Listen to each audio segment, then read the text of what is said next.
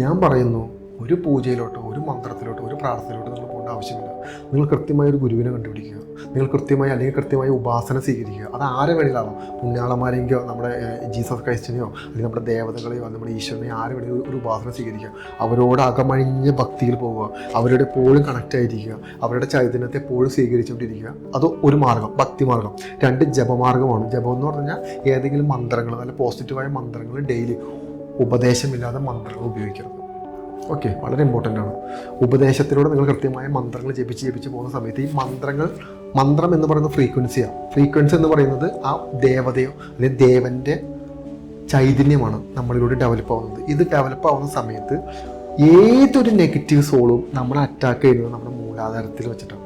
നമ്മുടെ മൂലാധാരത്തിൽ കൊണ്ടിട്ടതിന്, മൂലാധാരമാണ് നമ്മുടെ ഏറ്റവും വലിയ പ്രശ്നം. ഈ മൂലാധാരത്തിൽ കുറേ ഇമോഷൻസ് ഉണ്ട് എന്ന് പറഞ്ഞു കഴിഞ്ഞാൽ സെക്ഷുവാലിറ്റി, നമുക്ക് ഭയങ്കര സെക്ഷൽ തോട്ട്സ് ആയിരിക്കും നമുക്ക്, അല്ലെങ്കിൽ നമുക്ക് ഭക്ഷണത്തോട് ഭയങ്കര പ്രശ്നമായിരിക്കും, അല്ലെങ്കിൽ നമുക്ക് ഭയങ്കര നെഗറ്റിവിറ്റി ആയിരിക്കും, അല്ലെങ്കിൽ നമുക്ക് മറ്റുള്ളവരെ ഉപദ്രവിക്കണം, അവരെ ചതിക്കണം, പറ്റിക്കണം തുടങ്ങിയിട്ടുള്ള ഒരുപാട് ഇമോഷൻസ് ഉണ്ട്.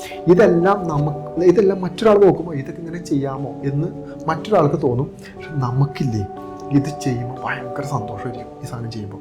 അതുകൊണ്ടാണ് ഈ കുറേ ആളുകൾ കണ്ടിട്ടുണ്ട്, അവരെപ്പോഴും നെഗറ്റീവ് തന്നെ ചിന്തിക്കുകയുള്ളൂ, നെഗറ്റീവ് തന്നെ ചെയ്യുള്ളൂ, നെഗറ്റിവിറ്റിയിലൂടെ ഇങ്ങനെ പോയിക്കൊണ്ടിരിക്കും. അവരുടെ ഉള്ളിൽ സന്തോഷം ലഭിക്കുന്നുണ്ട്.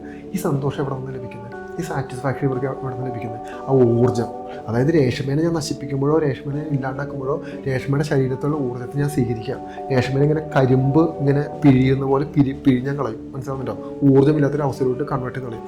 അപ്പോൾ ഞാൻ നേരത്തെ പറഞ്ഞത് എന്താണെന്ന് പറഞ്ഞാൽ, ഈ മന്ത്രങ്ങളെ ജപിച്ച് ഒരു ഘട്ടം എത്തുമ്പോൾ ചക്രകൾ ആക്റ്റീവ് ആവുകയും നമ്മുടെ ശരീരത്ത് പോസിറ്റീവായ ഊർജ്ജം ഡെവലപ്പ് ചെയ്യുകയും ചെയ്യും.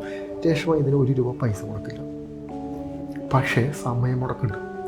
ഡെഡിക്കേഷൻ ഭയങ്കര ഇമ്പോർട്ടൻ്റ് ആണ്. കൃത്യമായ ഫോക്കസ് വേണം. അതായത് നമ്മളെ ഏതെങ്കിലും ഒരു എനർജി നമ്മളെ പിൻവലിക്കുന്നുണ്ട്, നമുക്ക് ജീവിതത്തിൽ ഒരു രക്ഷപ്പാടില്ല, നമുക്ക് മുന്നോട്ട് പോകാൻ പറ്റുന്നില്ല.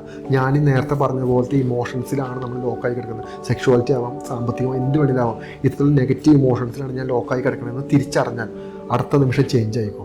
നിങ്ങൾ ഒരാളുടെ അടുത്ത് പോയി ദുഃഖങ്ങൾ പറയണ്ട, നിങ്ങളൊരു സ്ഥലത്ത് പോയി തെറാപ്പി ചെയ്യേണ്ട, നിങ്ങൾ സ്ഥലത്ത് പോയി പ്രാർത്ഥിക്കേണ്ട, ഒന്നും ചെയ്യേണ്ട.